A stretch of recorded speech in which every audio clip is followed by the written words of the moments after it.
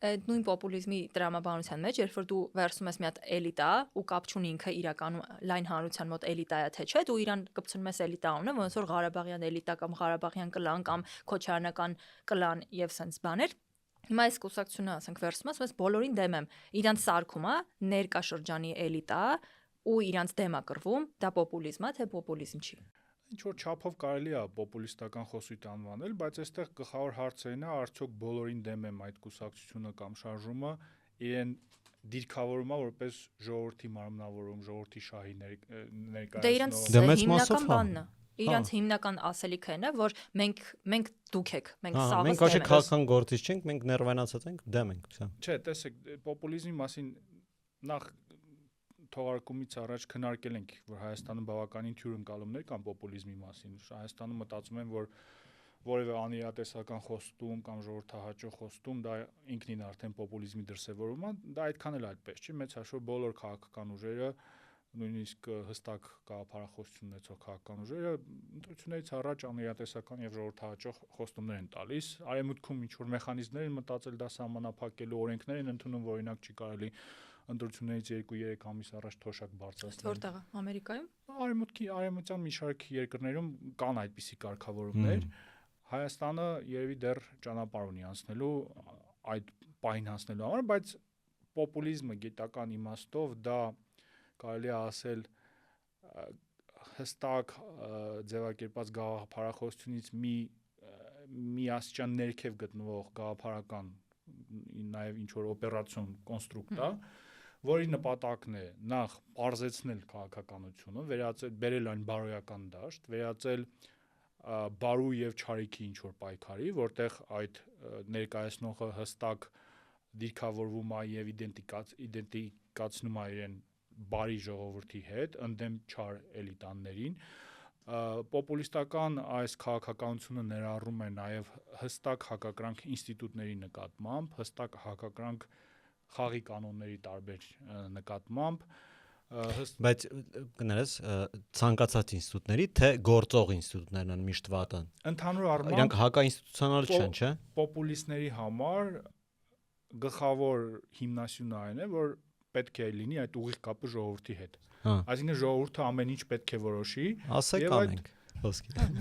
Օրինակ, եւ այդ միջանկյալ ինստիտուտները, օրինակ, չգիտեմ, զսպումների եւ սահմանափակումների այդ մեխանիզմը, իշխանությունների բաժանման սկզբունքը, անկախ դատարանները, անկախ մամուլը, որը կարող է հարցականի տակ օրինակ։ Այդ խանգարումը։ Հարցականի տակ դնի Facebook-յան օրինակ քվեարկությամբ ինչ որ տուգանք հանելը կամ չհանելը։ Սրանք ամեն ինչը խանգարող հանգամանքներ են։ Եվս մի կոմպոնենտ ավարտեմ, հետո անցնենք ավելի մանրամասն դետալավորված քննարկմանը, դա նաև խարիզմատիկ օրինակ առաջնորդի առկայությունն է։ Սովորաբար, եթե հետևում ենք մենք պոպուլիստական շարժումներին Արևմուտքում, եւ այդ պոպուլիստական շարժումները լինելով կոնստրուկտ, նրանք տեղավորվում են տարբեր գաղափարական գծերի մեջ։ Արևմուտքում հիմա ամենատարածված պոպուլիստական ուղղություններն են աջ պոպուլիստներն ու ձախ պոպուլիստները, որոնք այսինքն մեկը ավելի սոցիալ տնտեսական հարցերի մասին է, մեկը ավելի էթնիկ, Աջ ու ձախը բարձրացրեցիր հիմա։ Որովհետեւ մի քիչ ավելի բարդ է փաստորեն այդ սխեման։ Այո, եթե խոսքը գնում է ձախ պոպուլիստների մասին, դրանք հիմնականում տնտեսական թեմաներում են այս պարզեցումը եւ մենք ընդդեմ նրանց us versus them այդ դիխոտոմիան ստեղծում, երկընտրանքը ստեղծում, այսինքն հարուստների դեմ օրինակ։ Այո, օրինակ ասում են, որ համակարգը կեղեքի չէ, սրանից օգտվում է միայն, չգիտեմ, բանկերը, դա ձախ պոպուլիզմ է, աչերի դեպքում ավելի շատ իմիգրանտների դեմ, ընդհանուր առմամբ կորսված ինչ որ ազգակել բան, ինքնությունը պահպանել։ Այո, այսինքն Թրամփը դրա լավագույն Թրամփը ի դեպ երկուսի մարմնավորումն է, եւ սոցիալական եւ ազգայնական պոպուլիզմի, որովհետեւ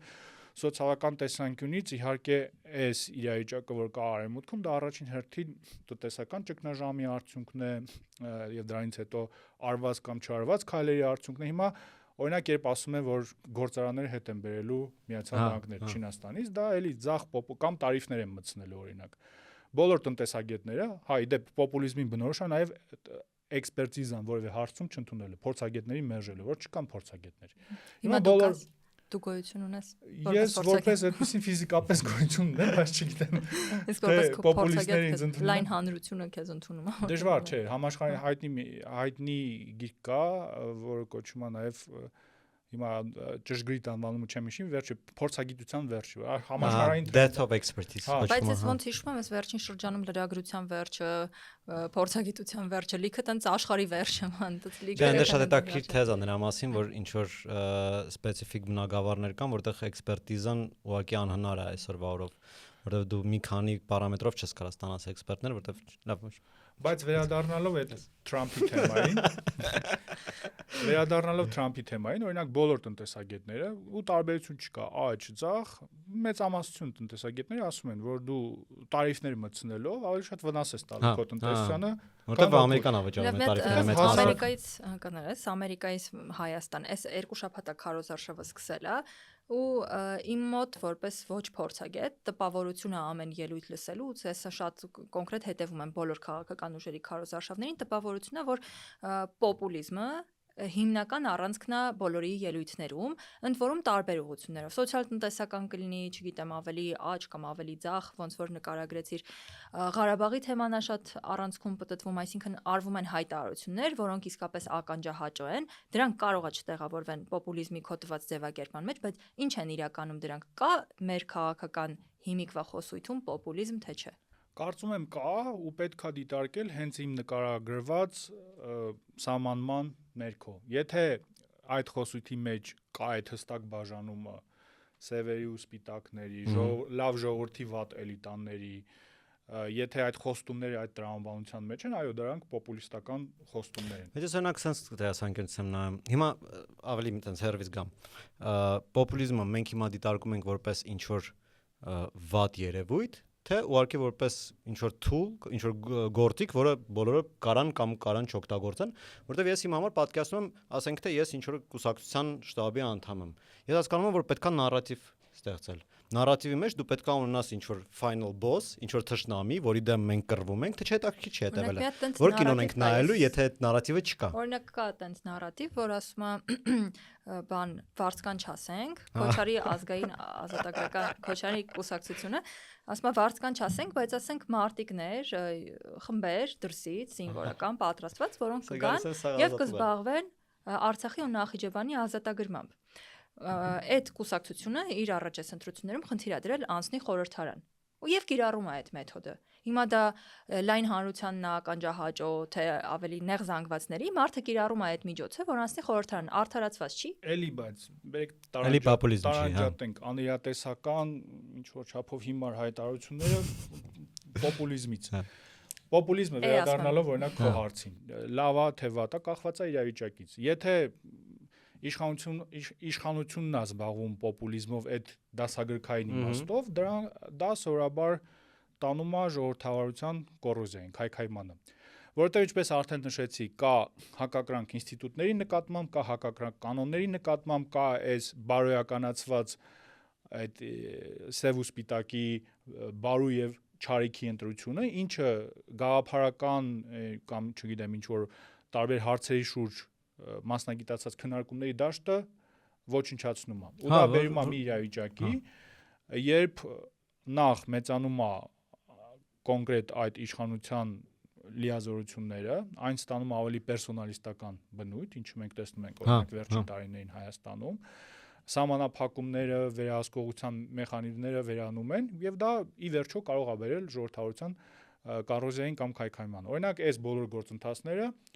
Հունգարիայում տեղի ունեցան եւ բոլորը մտածում էին, որ Հունգարիայում արդեն դժվար է լինելու վերականգնել ժողովրդավարության այն մակարդակը, որը գոյություն ուներ մինչեւ Օրբանի իշխանության գալը,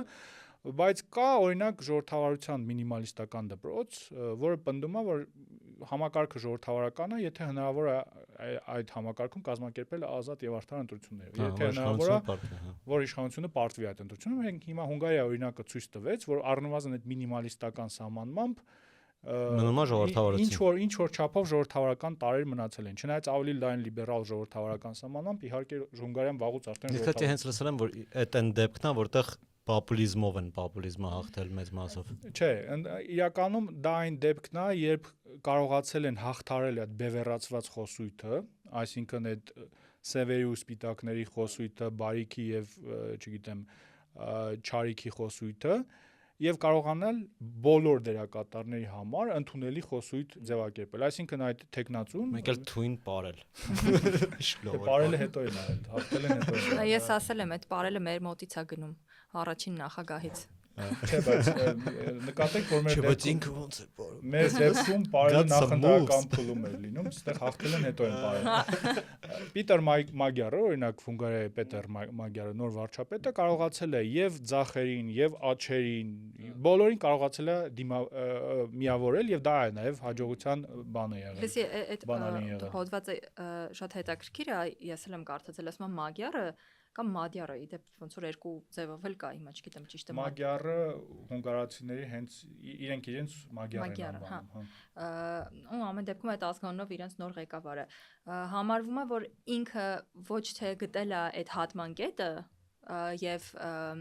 Օրբանի դեմ պայքարի ընդհանուր կետը, այլ ինքը նոր պոպուլիզմ է բերել։ Հիմա դες դու ավելի խիստ սահմանում ես բանը։ Ժամանակը ցույց կտա իր նախընտրական մարտավարությունը դժվար է պոպուլիստական անվանել, չնայած օրակարգերը པարզ էին, այսինքն մեծ հաշվով նա ընդունելի կերպար է դարձել բոլորի համար եւ գաղափարական առումով Օրբանի կողմնակիցների համար եւ ձախերի համար ու դա առանձնահատուկ ինչ որ պահվածք է։ Եթե նպատակը ավելի ռեպրեսիվ համակարգ հաղթարելն է։ Այսինքն եթե դու կարողանում ես պոպուլիզմով այդ թվում ինչ որ ռեպրեսիվ համակարգից ձերբազատվել, այդ փուլում պոպուլիզմը կարող է օգտակար լինել։ Այդ օրինակը Հունգարիայի օրինակն է։ Այդ օրինակը Հայաստանի օրինակն է, Հունգարիա։ Բանն է։ Բայց ինքը նոր բան է, չէ՞, քաղաքական ոնց որ գիտության մեջ, տենց տիպը 80-ականներից բնականաբար միշտ էլ սա գոյություն է ունեցել։ Եթե մենք նայում ենք օրինակ 20-րդ դարի տոտալիտար գաղափարախոսությունները, դրանք էլ էին նույն սկզբունքով կառուցված, այսինքն մենք ընդդեմ նրանց նաև համախմբումը այդ մենքի շուրջ ժողովրդի միֆականացումը ինչ որ իդեալական անցյալի անընդհատ հղումը որ գոյություն է ունեցել իդեալական ինչ որ անցյալ 19-րդ դարում ավելի ագրարային անցյալ է ինդուստրիալ հեղափոխություն տեղի է ունեցել կապիտալիզմը եկել է այս մեր բոլոր արժեքները ոչնչացրել է այսինքն այս գաղափարները մշտապես գոյություն են ունեցել բայց ի տարբերություն այդ 20-րդ դարի տոտալիտար գաղափարախոսություններին նացիզմին, չգիտեմ, բոլշևիզմին, կոմունիզմին այստեղ գաղափարական հենքը շատ ավելի թույլ է ժամանակակից աշխարհում ավելի շատ գործիք է քան գաղափարախոսություն այսինքն եթե հիմա ասենք Թրամփը որ դասական գաղափարախոսությանն է պատկանում դժվար է լինելու որովհետև տնտեսական հարցերում ինքը այո ինչ որ ձախ քաղաքականության պետության ավելի ակտիվ դերի եթե տարիֆների հարցում ենք խոսում կողմնակից է սոցիալական հարցերում ավելի պահպանողական է այսինքն դառնում է ինչ որ մարքսիզմի եւ պահպանողականության ձուլում, որը պատմականորեն տեղի չունեցել։ Պահպանողականները մշտապես դեմ էին մարքսիստներին, ձախերին, ձախը մեծ հաշվով նշանակում է ոչ պահպանողական։ Ժամանակին 19-րդ դարի առաջին կեսում ձախերը լիբերալներն էին, որովհետև նրանք դեմ էին այդ հաստատված կարգին։ Այսինքն հիմա շատ դժվար է այդ դասական գաղափարական գծերով սահմանել թե այդ պոպուլիստները ինչ են։ Նրանք վերցնում են ամեն ինչից ինչ որ լավ բան։ Մոտ է հաջողվում այդ գործիքը, եթե չենք համարում իրան գաղափարախոսություն, այդ գործիքը լավագույնս օգտագործել։ Ես ուզում եմ դու անուն ասես, որպես էլի sense մեկով շատ ուժեղ չի հետևում, բայց ու մոտ առաջանում է այդ զգացողությունը։ Մեր մոտ կան քաղաքական գործիչներ, որոնք պոպուլիզմի գործիքը լավ օգտագործում են։ Դե իմ մոտ նես տպավորությունն էր, որ անխուսափելի բոլորը պետք է օգտագործեն, ոնց որ ասենք թե մենք ունենք ինչ-որ կառավարություն, որի դեմ մենք գնում ենք, ու մենք չենք կարող ուղղակի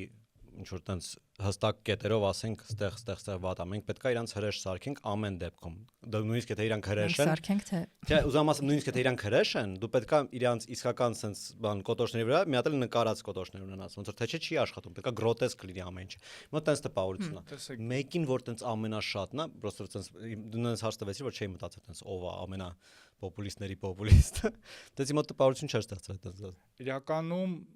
պոպուլիզմի, պոպուլիստական քաղաքականության կարծում եմ դասագրքային օրինակ է դառնալու Նիկոլ Փաշինյանը, ու այստեղ էլի առանց բացասական ու դրական կոնոտացիաների, դա փաստ է, որը պետք է արձանագրել։ Ու էլի եւս մեկ անգամ նշենք, որ պոպուլիզմ ասելով նկատի չունենք այն ինչ Հայաստանում են պոպուլիզմ նկատի ունենում, անիրատեսական խոստումներ, ժողովրդահաճո խոսք, չէ, պոպուլիզմը այդ մենքի եւ նրանց բաժանումը, ժողովրդի հետ նույնականացումը, երեք օրինակ Նիկոլ Փաշինյանը ելույթ էր ունենում, եթե չեմ սխալվում, լորիում ու հանրավակի ընթացքում ժողովրդին ասում է այ դուք օրինակ սխալներ չեք գործել կամ թերություններ չունեք, եթե չէ ձեռք բարձրացրեք, ու ոչ մեկ ձեռք չի բարձրացնում, հետո նա շարունակում է, այ ես էլ եմ սխալներ գործել, ես ձեզանից մեկն եմ։ Այդ նույնականացումը, ինքնանույնականացումը ժողովրդի հետ պոպուլիզմի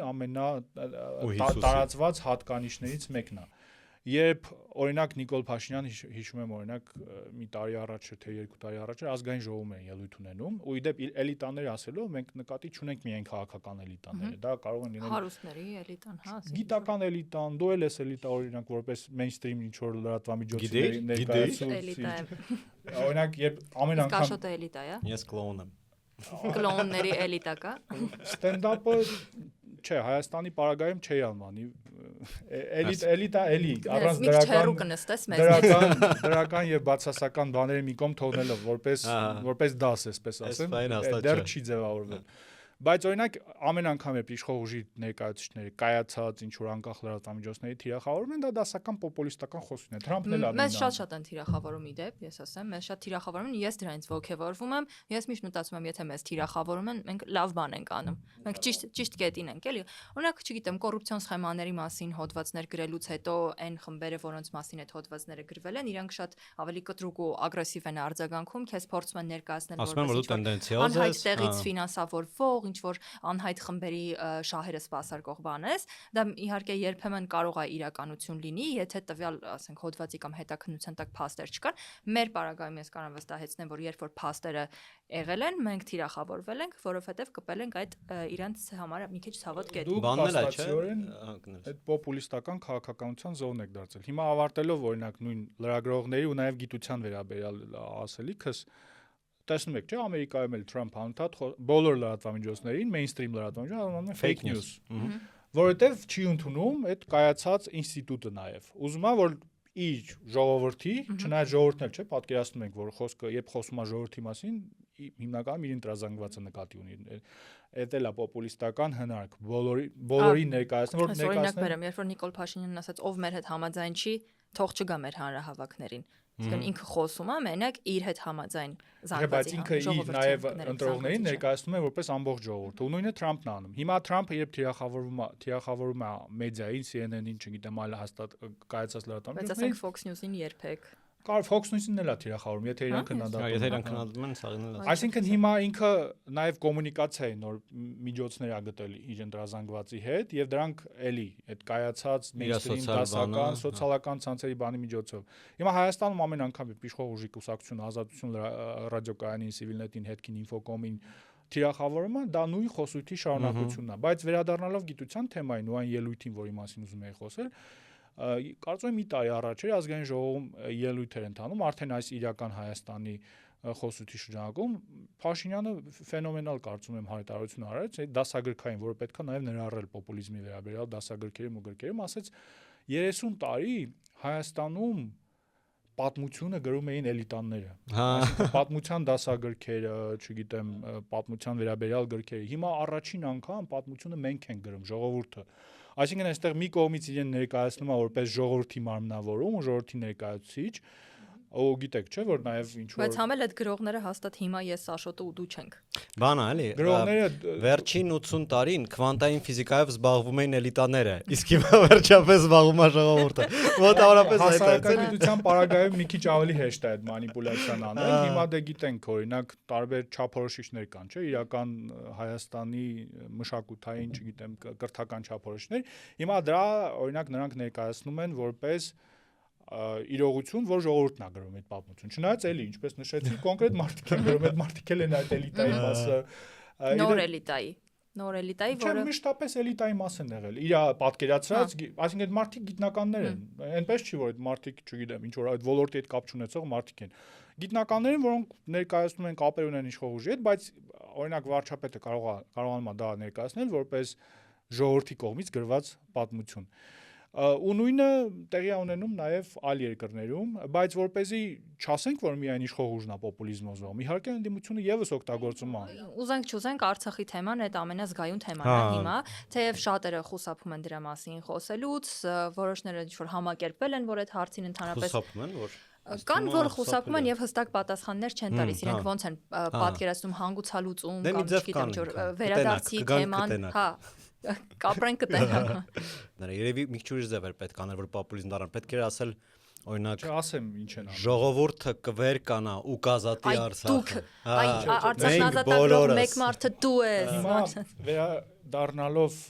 մեր ներքաղաքական հիմնական խնդրին այդ բևեռացման ու նաև պոպուլիստական քաղաքականությանը,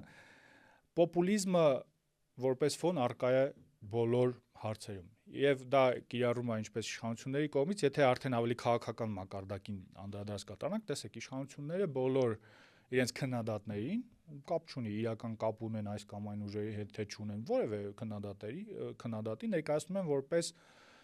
5-րդ շարասյուն, ինչ որ օտար երկրների շահերի KGB-ի գործակալ։ Դա ինչ որ տեղ абսուրդի է հասնում, երբ օրինակ չգիտեմ Զանգեզուրի պղնձամ մոլիբդենային այդ գործարանի աշխատակիցները գործադուլ են անում ու ասում են, որ դուք օտար շահեր եք ներկայացնում, չնայած այդ գործարանի տերը ռուս է, ասենք այդպես գաղտնիքով իմանաք ու մարդիկ բոլորը ուղղորդված են երբեք հանգիստ անցկացրիր ինչ որ մեկի համար միգուցե գաղտնիք է կամ հայտնի այդ դեպքը երբ Հայաստանի ֆուտբոլի ֆեդերացիան հայտարարություն է տարածել ու ասում էր ով պահանջում է Արմեն Մելիքբեկյանի հրաժարականը կամ որ չընտրվի UEFA-ի համապատասխան մարմին Հայաստանի ինքնիշխանության դեմ է դուրս եկել դրա ավելի абսուրդային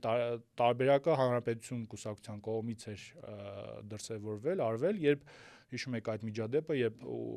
այդ ակտիվիստը ուրբանիստական Արթուր Չախոյանը գնացել էր վարչահայտություններս չէի լսել ուրբանիստական ակտիվիստ տարածված ոլորտ է իդեպ հետևիչ շատ հետաքրքիր դեպքեր են վերջերս ի հայտ գալիս ուրբանիստական ակտիվիզմ դու լսել ես քաղաքային հարցերով ես հələ որ չեմ դեռ հասկացա ինչ է Արթուր Չախոյանը Արթուր Չախոյանը նայել եմ հա ճիշտ է ուրբանիստական ակտիվիզմ իդեալական տերմին է քաղաքային հարցերով զբաղվող ակտիվիզմ հիմա հիշում եք այդ միջադեպը երբ եթե չեմ սխալվում նոր-նորքի չէ վարչական որ կռիվ էր եղել որ ուղիղ եթերով մարդուն ծեծել ու հետո այդ ծեծի արդարացումը էր որ ինքը ինչ որ այլ օտար երկրների կողմից է աղեկավարում այդ ծեծողն էլ Բուչա էր գնացել Ուկրաինայում, այսինքն այդ նաև Հայաստանի արտաքին քաղաքական կուրսին ուղղված ինչ որ քայլեր ու պաշտոնապես հայտարարություն էին տարածել, որ տեսեք, պատճառը դա է, ինչու է այդ մարդը ծեծվել։ Բայց այս նույնը անում է նաև ընդդիմությունը։ Տեսեք, ամեն անգամ թուրքական գործակալներ։ Այո, ամեն անգամ երբ ներկայացում է այս երկընտրանքը թուրքական կամ ոչ թուրքական իշխանության սորոսականների արևմուտքից կառավարող այդ նույն խոսույթի հայելային տարբերակն է ու ստեղ հարց է դեպ ով է առաջինը սկսել օգտագործել որովհետև այս խոսույթները արկա էին հեղափոխության առաջին Ինձ թվում է միշտ դա մեր հանրության մոտ եղել է։ Ուղղակի մի քիչ տերմիններն են փոխվում, ես սկսել եմ նկատել, որ KGB-շնիկ արտահայտությունը, որ ժամանակին շատ ավելի տարածված էր, հա, ոնց որ հիմա փոխվել է ռուսական գործակալ ավելի պաշտոնական տես ձևակերպումներով օգտագործում։ Այսինքն տերմինները փոխվում են, բայց տրամաբանությունը, որ եթե մեկը քոպես չի մտածում եւ մի քիչ ավելի ազդեցություն ունի ավելի լայն շերտերի վրա, իրան պիտակում ես որպես որևէ ոնց որ կա ասենք թե կառավարության կողմից կա Հայաստանի քաղաքացի ինքը դաժե հայ չի ինքը կոնկրետ Հայաստանի քաղաքացի է այդ մերոնք են եթե դու մեզ դեմ ես ուրեմն դու Հայաստանի քաղաքացի չես դու սխալ Հայաստանի քաղաքացի ես քեզ ինչ որ մեկը ուղղորդում է ինչ որ մեկը տենց դու կարող ես տենց անմեղ զոհես բայց դու շահեր սպասարկող ես դու էլ Հայաստանի քաղաքացի չես ճիշտ չէ մերոնցից չես հետաքրքիր միտում որ արդեն սկսվել է գործածվել ասենք ադրբեջանական նարատիվ սպասարկող եթե դու հանկարծ խոսում ես ինչ որ օթում կախված ռիսկի մասին որը քեզ անհանգստացնում է խոսում ես դու դառնում ես այ ադրբեջանական նարատիվներ սպասարկող այսինքն որ դու միամիտ ես էլի միամիտ ես էդի տարածում բայց դու չես ջոկել որ դու տարածում ես useful idiot էլի քարոզչական ինչ որ հնարքա որը իդեպ կարող է նույն նարատիվը նույն իշխանությունը կամ ընդդիմությունը տարածի երբեք իրենց պարագայում դա չեն օգտագործել բայց այս իրավիճակը ամփոփելով սրա գլխավոր վտանգը որն է երբ դու քո քաղաքական հակառակորդներին պոպուլիստական դասական գործիքակազմով ապա լեգիտիմացնում ես, ապա մարդկայնացնում ես, ասում ես պարզապես քաղաքական հակառակորդ չի։ Այս մարդը եթե հաղթի, ընտրությունների արդյունք չի որոշում։ Որոշում է օրինակ տարածաշրջանում խաղաղության ապագան, որոշում է Հայաստանի ինքնիշխանության, անկախության ապագան։ Այդ պարագայում սա դասական պոպուլիստական քաղաքականություն է։ Ու կարող ենք արդեն տարբեր հարցեր այս արդեն պրիզմայով այս շրջանակով։ Բայց եթե դու ճիշտ ես, ով է ճիշտ։ Եթե ասենք թե Հիտլերը եկավ որ մեր վրա օրինակ չբերեմ, Հիտլերը եկավ իշխանության, մարդիկ ասում են, եթե ինքը մնա իշխանության, եթե մենք ընտրությունները հանում ենք, բան, այս վերջն է։ Հիմնավորիչ, աշխարհի վերջն է բերել։ Հայ, պետքա կարողանաս փաստարկներ ներկայացնել։ Նույն ուժեղ Հայաստանը, երբ ասում է, որ եթե այս իշխանությունը վերընտրվի, 300,000 ադրբեջանցի գալու են Հայաստան։ Դեպ երեք մի տեսահոլովակ նայեցի, ասած է դա, որ ընտրվում է իշխանությունը, վերընտրվում է ու այդ հոլովակի իմաստն էր, որ այդ պահին հենց թե մի քանի օր հետո ասում է 300,000 հայաստանցի մտան Հայաստան, ադրբեջանցի կամ էլ արևմտյան հայաստանցի, չէ, կներես, սխառնեցի սա, ադրբեջանցի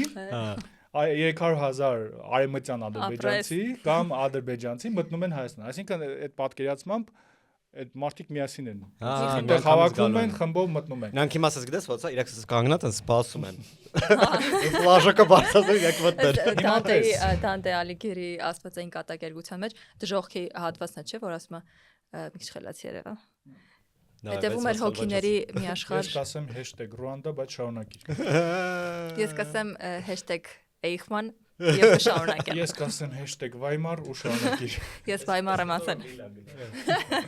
Իսկ ես լրիվ հասկանում եմ ինչ է իմ կատարում։ Ոչ մեկը չի հասկանում, այդ թվում ռոման։ Չէ՞։ Ասում է հետևում էր հոգիների մի աշխարհ այնքան երկար, որ դժվար էր հավատալ, թե մահն այդքան լայն դուր ուներ ու դարան։ Հիմա այդ խմբով 300,000 քնեցիր։ Այո, շատ երկար էր։ Ես այդ գիրքը գիտես ոնց եմ ատում։ Այդ կարճացած off-top էլի։ Մեր մոտ մի հատ տարի էր ինստիտուտում,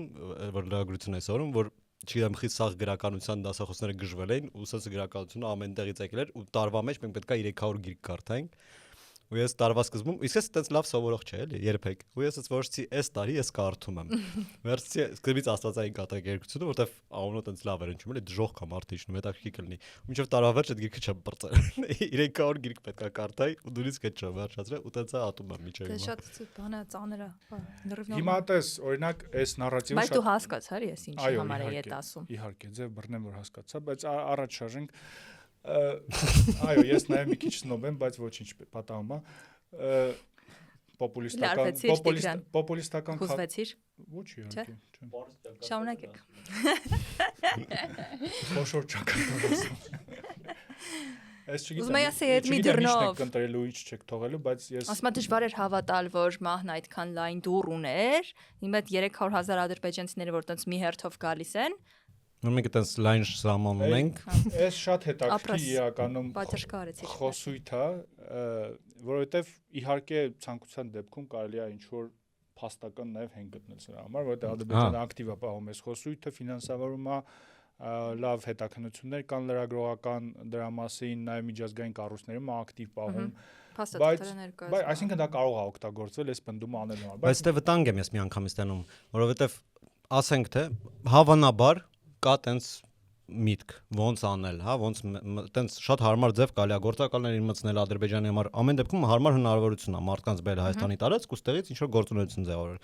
Բայց ակնհայտորեն այդ չի արվելու բաց, նենց որ տիպը իրանք Ադրբեջանի դրոշակներով մտնելու են։ Այդ արվելու է քիչ-քիչ թակուն, որ աննկատ մնա, դիմադրողականություն չտենա, բայց մյուս կողմից, այնպես պրոստը վերջացնեմ, մյուս կողմից, քանի որ խոսացվել է այդ շարասյունի մասին 300,000-անոց, քանի որ մենք չենք տնելու այդ 300,000 շարասյունը ոչ վաղը, ոչ մյուս օր, իրանք նոր գործիք են ստանալու, ասելու տեսակ ուր են։ Իմ ընկալմամբ իմ գնահատականն է, ինչ որ նաև այս գնահատականը հիմնված է տարբեր քննարկումների զրույցների վրա Ադրբեջանը այս խոսույթը պահում է որպես հայելային խոսույթ ընդդեմ մեր խոսույթների Լեռնային Ղարաբաղի հետ կապված։ Այսինքն ամեն անգամ մի քիչ լավ չհասկացա, դու սա որպես պնդում ես ասում թե Հա, ես կարծում եմ որ դա է իրականությունը։ Ես կարծում եմ չէ, որովհետև Արևմտյան Ադրբեջանի խոսույթը շատ ավելի վաղ էր, քան ղարաբաղցիների վերադարձը Լեռնային Ղարաբաղ։ Հա, որովհետև կար Ղարաբաղի հարցը, Հա, բայց դա չէ, որը դու ասում ես հայելային, դու ինքդ արդեն դու ադրբեջանական նարատիվներ ես տարածում հենց հիմա։ Շնորհակալություն։ Չէ, իրականում մշտապես էլ եղել է հայելային որպես նարատիվ, այն ժամանակ միշտ գոյություն ունեցել, բայց տարբեր փուլերում տարբեր ակտիվության մակարդակ ա ունեցել։ Ասում ես այն ժամանակ վերադարձի հարց չկար, բայց կար ինքնորոշման հարց։ Ղարաբաղցիների, արցախցիների բանում իրանք էլ ասում են մենք էլ ունենք ինքնորոշվողներ։ Եթե իրանք պիտի ինքնորոշվեն, իրանք էլ պիտի ուրեմն Հայաստանում ինքնորոշվեն։ Սա իմ ընկալումն է։ Հիմա ուժեղ Հայաստանը վերցրել է, ասում է, չէ, եթե այս ուժը ընտրվի, ուժը, որը գտնվում է այդտեղ թուրքական, չգիտեմ, ադրբեջանական վերահսկողության ներքո, այս ադրբեջանցիների վերադարձը տեղի ունենալու իդեպ սա երբեք բանակցային թեմա չի եղել, այսինքն Ադրբեջանը նույնիսկ բանակցություններում այս հարցը երբեք չի բարձրացել։ Ու այդ առումով է ինքը դասական պոպուլիստական խոսույթ, բայց սա պոպուլիստական է այն տեսանկյունից, որովհետև կա արդեն ինչ որ չարիքի մարմնավորում թուրքական վերահսկողության տակ գտնվող ուժ, որը ասում են, որ եթե իրանք ընտրվեն, սա տեղի է ունենալու։ Այդ դրանով է պոպուլիստական։ Այլ հարցերի պարագայում, չգիտեմ, կարող է լինել անիրատեսական խոստում։ Մենք շատ բան էլի օթուն կախված բաների մասին ենք խոսում, դա չի կարող ոչ մի տենց հստակ կարծիք վերջնական լինի։ Չէ, ես ասեմ թեման ոնց եկավ։ Դու ասում ես կարա այդ խոսույթը, որը որպես պոպուլիստական է դիտարկվում, ինքը ունենա հիմքեր, մարդիկ ինչ որ վտանգի զգացում ունենան, բայց թե ոնց է դա ներկայացվում, ոնց են գույները խտացվում, դա արդեն վերածվում է պոպուլիզմի եւ դա դու ես ասում, որ այսինքն ինքը կա այդ ռիսկը, կան քննարկումներ, չեն մտնում ոնց որ բանակցային սեղանի վրա այդ հարցը չկա։ Ասում եմ այդ ռիսկը որպես այդպեսին չկա էլ իրանց վերադարձի։ Ես կարծում եմ, որ դա քարոզչական գործիք է, որը կիրառվում է, իհարկե վտանգավոր քարոզչական գործիք է, երկարաժամկետ կտրվածքով, որ կարող է վերահսկողությունից դուրս գալ, կարող է այդ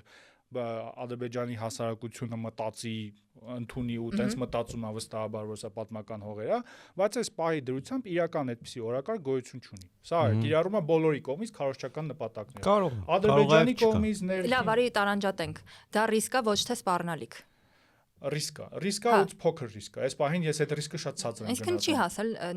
ոչ մի ձև մոտիկ չի սպառնալիքի մակարդակի ըստ քեզ։ Ու այս պահին ես մտածում եմ, որ այդ ռիսկը ժամանակին այդ ռիսկը շատ ցածր մակարդակի է հաշվի առնելով նաև ընթացող գործընթացների։ Դու շատ հետաքրքիր հանրությանը ոնց որ բան հղում արեցիր, որ հանրությունը կարող է ոնց որ այդ լսումը, մարսումը ինչ որ ձև։ Ես քեզ Աշոտ, ասենք մենք 30 տարվա ընկերներ լինենք, ես քեզ 30 տարի մի հատ թեմայի մասին բան ասեմ, որ մենք երկուսով դա անելու ենք կամ ես քո համար դա անելու եմ։ Ու 30 տարի հետո ակնկալիք չես ունենա ինձնից դրա, որ ես դա կանեմ։ 30 տարի արդի մեռան ասելով ուրա հետո սենցել մի հատ օրինակ կար նա դու մի մոմենտ որ ասում էիր տենց որ կառավարությունը պոպուլիստական մեթոդներ է օգտագործում ես մի անգամից հիշեցի սենց սաղ տեղն անգդում էլի որովհետև ես դրանից առաջ իսկականից լրիվ ուրիշ պատկերացում ունեի պոպուլիզմի ինչ է իմ համար էդի ձրի iPhone-ներն էին բայց չի դա դրա վրա ֆիքսվե ձրի տամագոչիներ խի iPhone-ներ ու բաներ որ ձրի վարորդական վկայականներ ձրի վարորդական վկայական այո շատ ռեալ օրինակ բայց հակաինստիտուցիոնալ բաների մասին կարանք խոսանք հենց ամենասկզբից հեղափոխությունից հետո որ դատարանների դեմ դուրս եկավ ու հիմա սկսում եմ հասկանալ էլի որ ինչքանով այդ վտանգավոր են առումով որ դու պրոստը ինստիտուտները քո լծակները որոնք քեզ խանգարում են կարան խանգարեն դու հակակոնստիտուցիոնալ բաներ անես ինքդ ավիրում ես ժողովրդին հրահարելով որ տիպա արագ հասնենք շուտ հասնենք առանցքային պահը նույնիսկ այն չի որ ուզում է դատական համակարգում ինչ որ փոփոխությունների հասնել կամ փոխել դատարանը այլ մեթոդն է այսինքն էլի հատկապես այդ առաջին փուլում շրջափակեք դատարանները հա ոչ թե գնանք սահմանադրական ճանապարհով ոչ թե գնանք օրինական ճանապարհով ոչ թե վեթինգ անենք որը շատերը պահանջում են այլ շրջափակենք դատարանները պարզապես լարենք այդ դատարաններին այնտեղից որ վախենան մեր ազատությունը ու արդյունքում այդ նույն դատարանները որ դու շրջափակում ես 2018-19 չեմ հիշում արդեն որ թվականներին արդյունքում նույն մոդելով առաջ շարժվում պահեցիր են մարդկանց նաև որոնք ժամանակին քաղաքական գործերով էին կայացնում որոշումներ, հիմա ավելացրեց նոր մարդկանց։ Հա, հիմա ասենք, այն որ հստակ գիտես, չէ՞, եթե այդ գործը որևէ քաղաքական ենթատեքստ ունի, դա գնալու է, ասենք, չգիտեմ, մնացական Մարտիրոսյանի մոտ, կամ ինչ-որ կոնկրետ Մասիս Մելքոնյանի մոտ, հա, կոնկրետ դատավորներ կան, որոնց մակագրվում են միշտ այդ գործերը։ Օրինակ, այս սահմանադրական դատարանի հետ տեղի ունեցողը, էլի այդ իմ ասացի մարմնավորումն է։ Երբ դու տեսնում ես, որ դա հստակ ինստիտուտ է, չէ, որը կարա սահմանափակի նույն գործադերի իշխանությունը, կարող է զսպի գործադերի իշխանությունը։ Հիմա փոխարենը այդ դատարանը նախկինների այսպես կոչված ազդեցությունից ազատ էին, ստեղծել են մի դատարան, որ ամբողջությամբ հիմա ենթակա է իշխանությանը։ Երբ իշխող ուժի պատգամավորը, որ 7 օր առաջ իշխող ուժի պատգամավոր էր ու իշխող կուսակցության անդամ էր, նշանակվում է սահմանադրական դատարանի դատավոր, այստեղ խոսել դատական իշխանության անկախության մասին եւ նմանատիպ այլ բաների մասին անիմաստ է։ Ու իդեպ պոպուլիզմը նաև վտանգների դրական բացասական կողմերի մասին ենք խոսում, պոպուլիզմը իհարկե շատ ավելի վտանգավոր է չկայացած թույլ ինստիտուտներով համակարգերում, որտեղ իրանք ավելի խոցելի են։ Այո, որ հիմա Թրամփը տեսնում ենք ահագին բայց դիմադրություն է մեծ բայց դատարանները օրինակ գլխավոր այն պատնեշն են, որը չեն թողնում, որպեսզի շատ որոշումներ դրանից անդին գնան։ Այն որ օրինակ Միացյալ Նահանգները մի հատ հասարակ դատարան, խոսքը նույնիսկ գերագույն դատարանի մասին չի կարող է սահմանափակել, կանգնեցնել, սառեցնել նախագահի որոշումը, դա զսպման շատ լուրջ մեխանիզմ է, որը Հայաստանում չկա։ Ու դա է պատճառը, ինչու պոպուլիզմը Հայաստանի պես ինստիտուցիոնալ առումով թույլ երկրներում շատ ավելի վտանգավոր է, քան օրինակ նույն արևմտյան Եվրոպայում, Միացյալ Նահանգներում, որտեղ այդ պոպուլիստները սովորաբար գալիս են իշխանության, Տրամպը այդ առումով էլ է ինչ որ բացառություն, բայց սովորաբար հարմարվում են այդ կանոններին։ Այսինքն, եթե նայենք օրինակ նույն Իտալիայի օրինակը, Ջորջիա Մելոնիի այդ կուսակցությունը շատ ավելի ինքը ռադիկալ կուսակցություն է, շատ ավելի ազգայնական էր, բայց այդ ինստիտուտների նաև ազդեցության ներքո ավելի չափավոր ու ավելի մեղմ են դառնում։ Հայաստանում այդ գործընթացը տեղի չի ունենում Հայաստանի պես երկրներում, որտեղ այդ չափավոր դարձնող, մեղմող ինստիտուտները պարզապես գոյություն չունեն։ Եվ այդ վիճակը միշտ հարմար է այն մարդկանց համար, որոնք այդ ինստիտուտներին ոնց որ ղեկավարում են։ Բայց նա ինչ հետաքրքիր բաց է, մեկ էլ իմ համար հիմա բացվում, որ երբ որ դու ընդդիմություն ես, որ ուզում է գա իշխանության ու օգտագործում ես պոպուլիզմը, ինքը կարող է մոլորեցնող, մանիպուլացնող, բայց ինքը այդքան մեծ հակադեմոկրատական, հակակոնստիտուցիոն վտանգ չունի։ Որտեվ դու ընդդիմություն ես, դու չունես ոչ մի հնարավորություն ինչ-որ սիստեմ քայքայելու, եթե հեղափոխության չի գա։ Հեղափոխությունը հա, բայց երբ որ դու իշխանություն ես ու շարունակում ես շարժվել պոպուլիստական օրակարգերով, այդ բերումա sense լրիվ փտման է, էլի։ Լսի, երբեմն sense է, չէ, որ դու կարես լինես կառավարող մեծամասնություն, եւ եթե կառավարող մեծամասնություն ես, փաստացի բոլոր ռեսուրսները, հնարավորությունները, միջոցները, ինչ որ բարեփոխումներ անել համակարգերում քո ձեռքի տակ են։ Մնում է կարողանալ դա անել եւ ինչպես ասում են, քաղաքական կամք է պետք դրա համար։ Ու որոշ դեպքերում դու ոչ թե չես կարողանում դա անել, այլ չես ուզում անել։ Դրա համար ես դիմում պոպուլիստական մեթոդների։ Որոշ դեպքերում, այդ քո ասած ընդդիմության դեպքն է երևի, դու ուղղակի իսկապես չես կարողանում անել։ Դրա համար դիմում ես պոպուլիստական մեթոդների, բայց վտանգավորը այնքանով ընդդիմության մոտ նման դրսևորումները, որ իրանք կարող է այդ միջոցով գան իշխանության եւ այն ինչը որ նախկին իշխանությունների պոպուլիստական դրսևորումների պատճառով չէր բարեփոխվել, օգտագործեն իշահ իրենց, որովհետեւ իրենք արդեն հակված են այդ գործիքի կիրառմանը։ Մեծ մասով տենց է լինում այս թվում։ Իրականում Հայաստանի համատեքստում օրենսդրական առումով էլ պրոբլեմատիկ կետեր կան, որոնք նպաստում են բևեռացված քաղաքականությանը ու պոպուլիստական քաղաքականությանը, նույն այդ կայուն մեծամասնության վերաբերյալ դրույթը օրինակ նպաստում է, որպեսզի մարդիկ բևեռացման ճանապարհով գնան, որովհետեւ այս քաղաքականության իմաստն է, որպեսզի առաջին հերթին մոբիլիզացնես քո ընտրողներին, մեծ հաշվով այդ հռետորաբանությամբ վառում ես նաև կամուրջները այլ ուժերի հետ համագործակցության հետ, եթե ասում ես այդ հակառակորդ քաղաքական չարիք է, ինչպես էս հետո օրինակ խորհրդարանում իր հետ համագործակցել, ինչպես էս օրինակ կոալիցիա կազմելու, ու այդ առումով այդ օրենսդրական բարեփոխումները, որոնց մասին շատերն են խոսում, կարևոր են, որպեսզի մարդիկ հասկանան, որ ընտրական փուլում, նախընտրական փուլում պետք է նաև հաշվի առնել այն հանգամանքը, որ ապագայում կարող է անհրաժեշտություն լինի այս մարդկանց հետ օրինակ դաշինքներ կազմել, համագործակցել։ Արևմտյան Եվրոպայում դա է պատճառը, այդ որ ասում են Ջորջիա Մելոնին օրինակ ավելի մեղմ ու ավելի չափավոր քաղաքականություն ավարում, պատճառն է որ պետքա համագործակցի այլ ուժերի հետ, պետքա ընդհանուր լեզու գտնի այլ ուժերի հետ։ Հայաստանում այս համակարգը 1.5 կուսակցական համակարգը, որը մեր գործընկերներից մեկն է օգտագործում, երբ կա իշխանություն, դա դեռև մարդու իրավունքների կիսապաշտպանն է։ Երբ կա իշխող կուսակցություն եւ որպես այդպեսին չկա ընդդիմություն, որը ունի ինչ որ լծակներ, այսինքն դու հաղթում ես ընտրություններում, չնայած կարծես թե այս խորհրդարանական համակարգի նպատակը նաեւ նա է եղել, որ բոլորը ինչ որ բան ստանան ընտրությունների արդյունքում, բայց փաստացի դա տեղի չունենում։ Այս շատ անոմալ համակարգի պատճառով կայուն մեծամասնություն, անպայմանորեն այդ մեծամասնություն ձևավորելու մոլուցքը, սա նաև իհարկե անվտանգային ինչ որ մեր իրավիճակով պայմանավորված, բայց դա նպաստում է, որպեսզի դու գնաս այդ ճանապարհով, դեմոնիզացնես քո հակառակորդներին, փորձես իշխանության շարունակականությունը ամեն ձև տանջարվես,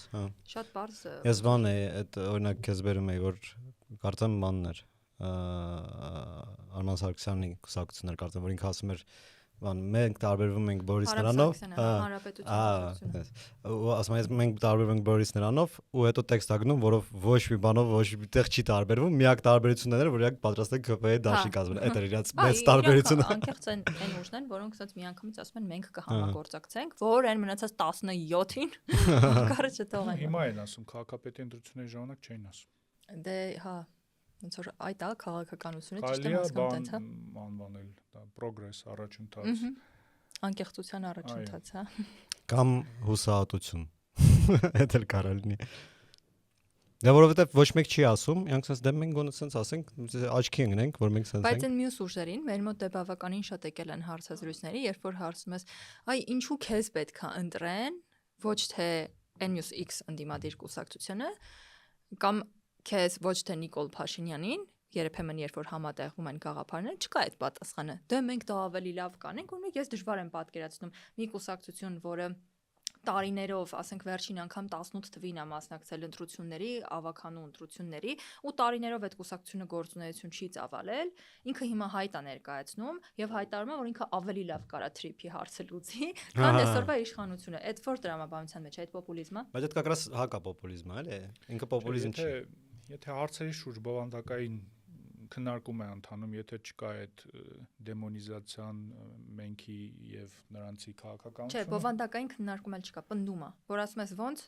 չկա։ Բայց ինքը սիստեմի մեջ է մնում, յոգում ես трипը լինելու է, հա լինելու է, просто կպցնելու ենք BRICS-ին խոսքի։ Դες մենք մի քիչ ուրիշ ձև ենք իրան դալելու, էդ է։ Բլինք լայն։ Այստեղ եթե նաեւ եւի արժի թեթև լուծումների մասին խոսել, ինչ պետք է անել այս մթնոլորտը հաղթարելու ու այս լանջ քաղաքական այս իրողությունները հաղթարելու համար պոպուլիստական ու բևեռացման քաղաքականությամբ պետք է հայտ կան ուժեր, որոնք պարզապես կմերժեն այս խոսույթները, որ չմտնեն այդ միմյանց մեղադրելու, չգիտեմ, գործակալ անվանելու, այլ ուժերի ներկայացուցիչ անվանելու։ Բայց այդ ուղղակի ֆիզիկապես հնարավոր է այս դաշտում։ Հիմա կարծում եմ կան ու այդպիսի ուժեր, որոնք զբաղվում են այդ քաղաքականությամբ, պարզապես այստեղ էլ ռեսուրսների խնդիրն է։ Որովհետև միանգամից ես պատկերացնում եմ, ես ծանոթներ ունեմ, որոնք իրենց միանգամից կպիտակավորեին, որ եթե դուք մերժում եք բևեռացումը, ուրեմն դուք պրո-կառավարական, պրո-իշխանական եք։ Ախր սոցհարցումները հակառակի մասին են խոսում։ Այդ պիտակավորողները շատ ավելի քիչ են, քան այն մարդիկ, ովքեր ակնկալում են հենց դա։ Եթե մենք վերջի 3-4 տարվա սոցհարցումների ընթերցում ենք, կտեսնենք, որ 50-ից 60% բնակչության չի ընդունում ոչ գործող իշխանություններին, ոչ էլ գործող ընդդիմությանը խորհրդարանական, որովհետև նրանք հոգնել են իմ կարծիքով այս բևեռացման քաղաքականությունից։ Եվ այդ 2 միլիոնի մեջ 200,000-ը քանի հոգին են։ 230,000-ը։ Մաթեմատիկայից բանկանի տոկոսը։ 10%։ Հա, այսինքն 10%-ն է, որ իրականում ոնց որ ոչ մեկին էլ կողմ չի, մի ինչ որ հատված են, որ գնում է մանր կուսակցություններին անդրում, որոնք չեն անցնում խորհրդարան, բայց մոտ 50%-ը ոնց որ հակված այն ուժերին, որոնք դաշտում ամենամեծ խաղացողներն են։ Բայց այդ 50%-ի մեջ էլ այնպես չի, որ բոլորը բջջային ինչ որ էլեկտորատ են, որ այնց հարդքոր ինչ որ ուժի կողմնակից են։ Շատերը գնում են այդ չարյած փոքրագույն։ Հա, ստիպված են այդ ընտրությունը անել, բայց ոնց որ եթե իրանք ամեն դեպքում ստիպված այդ ընտրությունը անում են, չէ՞, ոնց որ կա 19 ուժ։ Հիմա լավն են, վատն են, ոնց որ այդ չի հարցը, չէ՞։ 19 ուժ ես դրել սեղանին, մարդիկ դրա մեջից ընտրություն են անում, մի հատ արժի ընտրություններից հետո խոսալ, այդ արդյունքները ինչի մասին են խոսում, մարդիկ այդ չարյած ոնց որ 18 հատ չարյած փոքրագույն կա, լավ։ Հասկանում ես։ Բայց ամեն մեկի չարյած փոքրագույնը տարբեր է։ Հա, չէ, դա չի որ вообще չի խոսակցությունը, то есть այտենց լայն շրջանակներում տիպը կամ չեմ Փաշինյան կամ Կարապետյան, Փաշինյան կամ Քոչարյան։ То есть մարդու հետ խոսում ես, դու իրան ասում ես օրինակ, ես չեմ ուզում ԿՓ-ն անցնի։ Ինք ասում է, ինչ Քոչարյանն ես ընտրելու։ То есть այդ даже հավանականության թեորիայով տիպը դու 19-ից 1-ն ես ինձ ասում, էլի։ Հա, 19-ն այլ տրակցիլ է։ Սա անտեսվում է, даже խոսակցության մեջ չեն շատերը։ Մի 3-4 ուժ ա որ խոսակցության մեջ է, այն մնացածը ոնց որ դեկորացիա է։ Ուզում եմ ասեմ, մեկը ոնց որ նույնիսկ այդքան առաջարկների դեպքում մենք որ հիմա չենք ասի թե ում մասին են քննարկում, այսօր քննարկում ենք կարա-տարբերակ լինի, ասենք բան, մարդիկ էլի հակված չեն ավելի շատ այդ այլընտրանքին գնալու, ավելի շատ հակված են այդ բազմազան առաջարկի մեջից ընտրելու նրանց, որոնք ավելի շատ շանս ունեն, բայց որոնք իրականում միշտ այդ խանգարողն են։ Որովհետև այո, մարդիկ չեն ուզում երևի փոշիացնեն ձայնը, դա է ամենատարածված փաստարկը, այդ իսկ պատճառով էդ էլ են քննարկում միջև նկարանման սկիզբը, իմ կարծիքով մաքսիմում ինչ պետք է ակնկալել այս ընտրություններից, որ գորն է խորհրդարանում լինի մեկ ուժ, որին կարելի է պրոժողովրդավարական անվանել, որը կապ չունի ոչ գործող իշխանության, ոչ նախկին իշխանությունների հետ, ու նաև որևէ արտաքին խաղացողի հետ, ու դա կարող է հիմք դառնալ, որպեսզի հաջորդ ընտրություններին, երբ մարդիկ այդ երկընտրանքի կամ երկընտրանքի բազմընտրանքի, չգիտեմ, առաջ կանգնած լինեն, ունենան գոնե մի ուժ, որին նրանք կհամարեն, որ իրատեսական է, որ այդ ուժը կարող է ավելի լավ արդյունքներ ցուցաբերի։ Բայց մենք ստե մեկը բանտարկյալի դիլեմայում ենք, էլի։ Տիպը հա, կան ուժեր, որոնք կարող է ինձ ավելի հաճել են, բայց եթե մտածում եմ, ես իրանց ձենը պետքա տամ ու այդ ոչ մի ազդեցություն չունենա, դե ազդեցություն ջանդամ, Պրոստը այս դեպքում հա, չարյաց փոքրագույնի մոդելով ոնց որ ով է հաղթում։ Հա։ Չէ, դրա համար հաղթանակը պետք է ավելի երկարաժամկետ կտրվածքով սահմանել, այսինքն իսկ ստեղ միանգամից գալիս է այն հարցը, որ մեզ ասում են, որ ժամանակ չկա։ Այդ է խոսակցությունը, որ ժամանակ չկա, էսա ու վերջ, այս վերջի ընտրություններն են։ Դա էլ է հենց այդ պոպուլիստական խոսույթի մասը, որ տեսեք ոնց չգժվի այս ժողովուրդը, մինչև ընտրությունների վերջ, երբ որ ասենց նույնիսկ մի քիչ չի երևում, որ այդ պոպուլիզմի տոնը իջնելու է բոլոր կողմերից, էլի։ Պետք է երկարաժամկետ կտրվածքով մտածել, պետք է հասկանալ, որ Հայաստանում ժողովրդավարության կայացման համար շատ կարևոր է, որպեսզի լինի այդ այլընտրանքը ժողովրդավարական, շատ կարևոր է, որ Հայաստանում ընտրությունների միջոցով իշխանությունը փոխվի։ Այս պահին ես չեմ կարծում, թե դա տեղի կունենա գալիք ընտրություններին, բայց պետք է դրա համար աշխատել։ Բայց առաջի քայլերը կարան հիմա ոնց որ դրվել, որ ապագայում ավելի հեշտ լինի։ Ու դա կապված չի միայն ընտրությունների հետ։ Ես վերջին շաբաթների ընթացքում միշտ նշում եմ, որ այնինչ տեղի ունենալու ընտրություններից հետո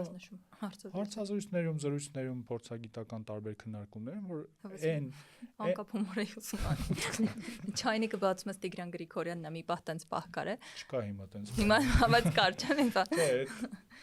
Իմ կարծիքով այդ հարցազրույցացավը բոլորի մոտ ինչ որ փուլում լինում է, երբ որ չես մերժում հրավերներ, հետո հասկանում ես, որ ժամանակի անիմաստ կորուստ է ու գնում ես միայն այն տեղերը, որոնք գնահատում ես հայապի։ Այո։ Ու այն հաստատ իմ պատճառով չի, Դե Տիգրանը որ գնում էր, ես ասի դու դեռ կգաս։ Ինֆոկոմի պատճառով, այսինքն պետք է աշխատել այն լրատվամիջոցների հետ, որին վստահում ես, որ համարում ես, որ կարևոր աշխատանք են կատարում։ Ես այդ սկզբունքով եմ առաջ շարժում, բայց վերադառնալով ասածից, այսինքն այդ աշխատանքը, որի մասին խոսում, դա միայն ընտրությունների մասին չի, դա նաև ընտրություններից հետո իշխանությունների վերահսկման մասին է, եթե խոսքը գնում է լրատվականների մասին, իրենց գործը անկախ անելու մասին է, եթե խոսքը գնում է քաղաքացիական հասարակության մասին, էլի սեփական անկախությունը պահպանելու, չքաղաքականացվելու մասին է, որովհետև հիմա եթե հետևում ենք, թե ինչ է տեղի ունենում տարբեր քաղաքացիական հասարակության տարածությունը զբաղեցնող դերակատարների հետ, հստակ որոշ կազմակերպությունների, որոշ դերակատարների մոտ այդ քաղաքականացումն է ընթանում, այս քաղաքական ընդդիմության, այս պրոժողովրդավարական քաղաքական ընդդիմության բացակայության պայմաններում հենց քաղաքացիական հասարակության եւ մեդիայի դերն է մեծ լինելու եւ իմ կարծիքով միտումները բացասական են, եթե խոսքը գնում է ժողովրդավարական զարգացման մասին, ես չեմ տեսնում որևէ մի սցենար ընտրությունների արդյունքների, որ ժողովրդավարական զարգացման առումով դրական սցենար լինելու, ով էլ հաղթի, այս բացասական միտումները շարունակելու են ու այստեղ հասարակությունը պետք է իր ասելիքը ունենա, որովհետև եթե արևմուտքում կան այդ կայացած ինստիտուտները, դատարանները, մամուլը, չնայած հիմա դրանք էլ են արդեն ցույց են տալիս, որ այդքան էլ ընդունակ չեն օրինակ դիմակայել իշխանությունների ճնշումներին, օրինակ եթե տեսնեք խոշոր բիզնեսը իրան ոնց է պահում Թրամփի ադմինիստրացիայի հետ հարաբերություններում կամ տարբեր խոշոր մեդիա կազմակերպությունները, տեսնում ենք, որ այդտեղ էլ ամեն ինչ իդեալական չի, բայց Հայաստանում այդ ինստիտուտները, դատարանները, կայացած խոշոր լրատվամիջոցները, կայացած արհմիությունները չկան։ Այդ առումով պետք է սկսել այդ անգլերեն ասում են grassroots մակարդակից, ստեղծել այդ ամեն ինչը, կարողանալ սեփական շահերը պաշտպանել այդ թումնայի միավորվելու միջոցով։ Գործիքներ, որոնցով մարդիկ կարան պոպուլիզմը, մանիպուլյացիան մի քիչ երևի հատվում է պոպուլիզմի հետ, հա, ոնց անել որ տարբերել, մանիպուլյացիան ոնց որ պոպուլիզմի գործիքներից մեկն է։ Հա, ոնց որ հույս չենք կապի նրա հետ, որ քաղաքական ուժերը ավելի մեղմ խոսույթի կանցնեն, մնում է ոնց որ ժողովուրդը կարողանա տարբերակել ինչն է։ Պրոստը ընդհանրապես նայ, ոնց որ կներես էլի, մի հատ ես ուզում հետ գամ, մի հատ ասածի հետ կապված, որ քո ասածը այն է մեծ մասով, որ մենք պետքա երկարաժամկետ մտածենք։ Եթե մենք երկարաժամկետ ենք մտածում, ինչ որ քայլերի շարք է ձևավորվում, մենք հանգիստ առանց էմոցիաների էս ենք անում, որ այս ուժը մի քիչ ավելի շատ լինի, հետո գնա, տենց ինչ որ քայլեր են։ Բայց մենք երկարաժամկետ մտածողություն չենք ունեցել ոչ մի բնակավարում այսքան տարի։ Ու մենակ մեր մոտ չէ, պոստխորհրդային պատմությունից, օրինակ տենց Ռուսաստանում մի պա էներգետիկա է աշխատում ու խոսում էի տենց բան գեներացիայի կայանների տենց մի հատ կամպանիայի ղեկավարի հետ ու ասում եմ ձեր մոտ սա ոնց որ բանը սա ինֆրաստրուկտուրան սովետական ժամանակներից մնացած 70 տարվա էլեկտրաստանցիաներ կան կապեդեն ահավորա ասում խիչ եք սարքում նոր ասում եմ դե նայ ես հիմա սկսեմ սարքել այդ 5-ից 10 տարվա պրոյեկտ է ես բյուջեն տրակցնելու եմ, ինձ գործից հանեն, մյուսը գա վայելի արդեն սարքած էլեկտրոկայանը, ինձ այդ պետք է, ու դրա պատճառով դից 70 տարի չի թարմացվում պարկը, որտեվ մարդիկ դից 5 տարուց ես չեմ վայելելու այս ամեն ինչը։ Դե այնպես չի, որ այդ երկարաժամկետ մտածողության ինչ որ այլ ընտրանք կա։ Ասենք թե չենք մտածում երկարաժամկետ, ունենում ենք այս իրավիճակը, որը ունենում ենք, այսինքն քննարկեցինք, որ մեծ հավանականություն չկա, որ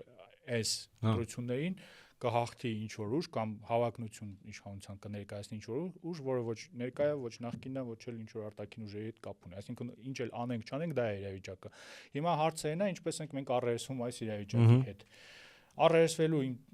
նշած տարբերակը կարծում եմ այն քիչ տարբերակներից է, որ մտածենք ինչպես անենք, որպեսզի հաջորդ ընտրություններին նույն իրավիճակը չունենանք։ Սպորտի բերումով դեպրեսիայի մեջ եմ ընկնում։ Ես տենց եմ առերեսվում։ Դու առաջ ուրախ ես։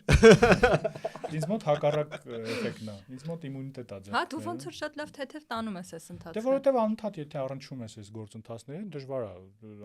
ամեն ինչ սրտին մոտ ընդունել։ Դու երևի ստիպված չես բոլոր ուժերին հավասար, օբյեկտիվ մոտեցման լուսաբանել, որ sense նաուշնիկներով լուսաբանելու խնդիր չունեմ։ Հա, դրա համար ես թեթև տանում էլի, որ sense գրում ես մի հատ կաշմար տեղի ունեցավ հենց նոր այնտեղ խփոցի է բան, հետո թերթում ես Enneus Edge-ի վրա դրա պատասխանն է գալիս, հետո տենց հիշում ես, որ այնտեղ 19-րդ ուժ կար մի հատ, բայց կա ստուգել ինքին։ Հետո Один дома մեջ էր երախու կորցրել եք 19-րդ։ Դե կարծում եմ այս պետք է նաև հորդորենք մեր ընկերներին, որ մի քիչ թեթև տանեն այս ամեն ինչը, բարձր է, որ նախընտրական փուլը ամեն ինչ ստենդափի խոսքի։ Հա, գնացեք ստենդափի, չէ, հասկացեք, որ սա նաև ընտրություններով է պայմանավորված, այս լարվածությունը, հրատարակության սրումը։ Դրանից առաջ ավելի գրադուսը ավելի ցածր է, էլի այնու։ Իսկ հա, դու մի քիչ բան ես, դու տենց գետնի վրա չես ապրում, դու միշտ ես քաղաքական ռեժիմի մեջ։ Դրանից առաջ վարչապետը, չգիտեմ, չէր հայտարարում։ հոգեբանական ինչու ես ողջ, չէր ասում վարչապետը։ Օրինակ, ուրեմն ասեմ, վերջի մի քանի ամսվա քաղաքականության sense ներխուժումը մարդկանց կյանք ինքը աննկարագրելի է, ինչքան է նորմալիզացվել։ Ես вообще փոքր վախտից մեծացել եմ այն պարադիգմայում, որ քաղաքականության մասին խոսելը ամոթ է։ Սենց վիճակ էր տարիներով, էլի։ Հիմա մարդիկ արդեն դուրս են գալի իհարկե այդ հիմա իդեաներից, բայց այն որ մենք ամեն խոսակցությունը շուտ թե ուշ բերում ենք քաղաքականությանը ամեն մարդու հետ, ես արդեն նույնիսկ որ բարմեն է աշխատում, հաճախորդների հետ քաղաքականությունից էի խոսում, ախուսափելի էր ճոգում ես, արդեն всё հասել է այդ կետին։ Այդ միշտ չի տենց։ Դու եք ուզում, հա ճիշտ ասած Ալեն Սիմոնյանն էլ էր դու։ Ու տենց կոկտեյլից մի խմեք էդ։ Կոկտեյլից լավ է, չէ՞, դանդաղ։ Ոչ մի բան չհասկացա, բայց շարունակեք, այո, այդ անհասկանալի։ Դու չես խմել։ Չգիտեմ ինչա։ Միրգ եկել դու կյակում։ Չգիտեմ Ալեն Սիմոնյանը ինչա խմում, որպես կարկառուն քաղաքական գործիչ իր անունը տվեցի։ Նենց չլինի էլի, տեսել եմ բան։ Կարող է, հա, ոնց էլ չլինի, փորձած գտնի։ No comment։ Որ ոչինչ չգիտեմ ձեր նշած թեմանից։ Այ լրագրող լինելը դրանով է հետաքրքիր, դու շատերի մասին շատ բաներ ես իմանում, բայց չես կարա դրա մասին գրես, անձնական կյանք կա բան։ Բայց այդ միշտ անկանխատես, անխուսափելի է, էլի քաղաքականություն ու խմիչքը։ Չէ, քաղաքականության մեջ մտնելը, օրինակ քշում ես քեզ համար գործի ես գնում, ընկնում ես փոսի մեջ, մի անգամից всё։ Մի հատ ազգանում գալիս է։ Մի անգամից մտնում ես քաղաքականություն։ Մեղավորը պալիբոմու քաղաքական process-ների մեջի մարդ է, չէ։ Չէ, Անդրևը вообще չէ։ Չէ, այստեղ խնդիրը Ես վերջերս սկսել է տենց դառնալ, բայց միշտ չէր տենց։ Չէ, խնդիրը այստեղ նույնիսկ քաղաքականությունը չի, այլ քաղաքականության գրադուսը, աստիճանը։ Այսինքն պարզ է, չէ՞, որ նախընտրական փուլում ամեն ինչ սրվում է։ Ռետորաբանությունն էլ է սրվում, հետատելության խոսքն էլ է ավելի շատ տարածում, ներքին այդ հակասությունները, բաժանումները։ Հիմա ասածս այնա, որ պետքա դա անցալել, որ սա այնպես չի, որ միշտ էսպես է լինում։ Իրականում մենք քաղաքականությունն չենք քննարկում, այդ խոսակցությունները իրականում քաղաքականության մասին չի։ Մենք չենք քննարկում ծրագրերը, տնտեսագիտական փոփոխությունները։ Մենք այլ պոպուլիզմի այդ բանով ենք, գծի վրա ենք։ Սրանք են հրեշը, թե սրանք։ Բայց սրանք գիտես ինչ հրեշ են, իսկ սրանք ավելի վատ են, սրանք 3 գլխան են, սրանք 4 գլխան են։ Մենք դրա մասին ենք մեծ մասով խոսում։ Ոչ մի ինչ ռեալ խոսակցություն չի գնում։ Նաև այս բևեռացման քաղաքականությունը ստեղծում է այդ բաբլները անգլերեն ասած կամ ուսումնացում է ամեն ձև, Վերջերս echo chamber բառը շատ լավ հայերեն թարգմանություն էի տեսել, բայց չեմ հիշում հիմա echo chamber-ը ոնց են թարգմանում անգլերեն, ինչ որ Դու գիտես։ Բանի սենյակներ էլ, որ միայն քո ձայնն ես լսում։ Հիմա նաև սոցիալական մեդիան է նպաստում դրան, որ դու սովորաբար հատկապես ալգորիթմերով դու քոնոնց հետ ես առնչվում ես այն կարծիքին, որի հետ համաձայն ես, այն մարդկանց, որոնց հետ համաձայն ես, ու այդ առումով նաև բևեռացումը հասարակության մեջ է տեղի ունենում։ Ինքը դաժե ավելի տակիր աշխատում։ Դու ոչ թե այդ իրականում համարի երբեք տենց չի։ Ես որ Facebook մտնում եմ, առաջին ինձ բերում է բոլոր նրանց, ով որ ինձ կճղայնացնի։ Նույնիսկ ոչ թե իրանց ամենատենց կենտրոնական հայացքները չէ, ամենածայրահեղականները, որոնք մաքսիմալ image ռեակցիա կարան առաջացնեն, որ ես պրամ գժվեմ ու մնամ ստե, որովհետև եթե այտենց մի քիչ ումերնի կարծիք լինի, ու դու սկսում ես քո հարթակում պատասխանել ծայրահեղական կարծիքին, ու դրանով ինքդ ես ծայրահեղական դառնում, որովհետև թվում է, որ դու 0-ից ես այդ ասում, որովհետև իրան կոնտեքստը չեն տեսել, ես ինչ եմ տեսել ստե մտնելուց։ Հա, պես դժվար է դիմանալը։ Հա։ Իրականում շատ դժվար է դիմանալը։ Եթե երազանքների ժանրից ոնց որ Նարուտոյի մեջ մի հատ սցենա կա, որտեղ հերուտղա բան է։ Հերթական անհասկանալի բառ ինձ համար, բայց շարունակիր։ Նարուտոն անիմեի Ճապոնական անվերջ անիմե է։ Անվերջ չի, ընդամենը 750 քանի սերիա է։ Հա, թվում է։ Լավ։ Դրանից ավելի բեթերներ կա 1000 քանի։ Մի խոսքով հերուտղա բան են խաղում, սուդոկու, չէ, սուդոկու չէ։ Այն իրանց հավանաբար հեն փուճուրիկ քարիկներով որ պետք է գցես բանի մեջ ու թագուհի էլ կա այդտեղ։ Ոնց որ երեխան ասում է, հերը ասում է բանը, գիտես ով է այս թագուհին, ու ոնց որ մինչև իրա մեծանալը իրանք այդ խաղը խաղում են ու երեխան այդ հարցի պատասխանը չի գտնում, էլի ով է թագուհին, մինչև հերը մեռնում է, այդ երեխան մեծանում է ինքն էլ է նինդզյա դառնում ոնց որ ու խաղալու ժամանակ հիշում է ինչ որ պատմություններ ու հասկանում է, որ այդ թագուհին ապագա սերունդն է։ Ու այդ խաղի մեջ դու որ թագուհուն պաշտպանում ես, ինքը տենց մի հատ ինչ որ անհատ չի ինչ որտեղ, ու դա տենց կապում է քաղաքականության հետ, որ ի վերջո ինչ որ դու անում ես, հա, այդ ապագան ու ապագա սերնդի համար ես անում։ Հիմա ինձ թվում է մենք դրանից տենց ահավոր հեռացել ենք, էլի։ Հեռացել են քաղաքական գործիչները։ Փոքր օֆ-տոպ դու խորացել ես, որ բանա, դե միշտ կա, չէ, որ մյուս սերունդը ամենավատն է։ Միշտ տենց կարծիք կա, չէ, խոսքի միլենիալներն են համարում վատ սերունդ։ Չէ, հիմա տենց չի։ Հիմա Gen Z-ն են համարված։ Չէ, հիմա ասում են, որ ալֆան, որը Gen Z-ից հետո է, ասում են, որ ալֆան հրաշալի սերունդ է ու այդ Gen Z-ն էլ է ինձ սկզբում ասում։ Gen Z քանի փուճուրել հլո չէ խոսում, շատ լավ սերունդ է։ Բայց ես ասեմ, ինչ է դակիա, որ Gen Z որով այնքան հույս չկար, որ միանգամից վերջի տառն են դրել, որ տիպը այնպես տառ երբեք պետք չի լինելու, այս վերջի սերունդն է։ Ոնց վերջի տառն են դրել, առաջի տառն է, Generation Z։ Հա։ Z դեմի տառն է։ Ինչի դեմի տառն է։ Z-ի առաջի տառն է։ Ես հիմա կտրակի ու ես։ Չէ։ Զին այբուբենի վերջին տառն է, Ես Z բառի առաջի տառն էի։ Z բառի։ Ծորս է պետքա կտրել։ Դա կայացանը ուժեղացրեք էլի։ Մի հատ կանսես անգլերենում տառեր որ վերջացում ես X, Y, Z, չէ՞։ Հա, ֆրանսերեն էլ է X, Y, Z։ Հիմա վերջացրել է այդ այբուբենը, անցել են հունական այբուբենի, ջոգում ես ալֆա են արդեն մոտ։ Լատիներեն ավարտել են։ Հարցականով ապրում։ X, Y, Z։ Ամփոփելով, հա, երևի եղեք բարի, դիմացեք նախընտրական այս դժվար շրջանում։ Հետևեք Infocom-ին, Facebook-ում, Telegram-ում, YouTube-ում եւ որտեղ որ հասանելի կլինի։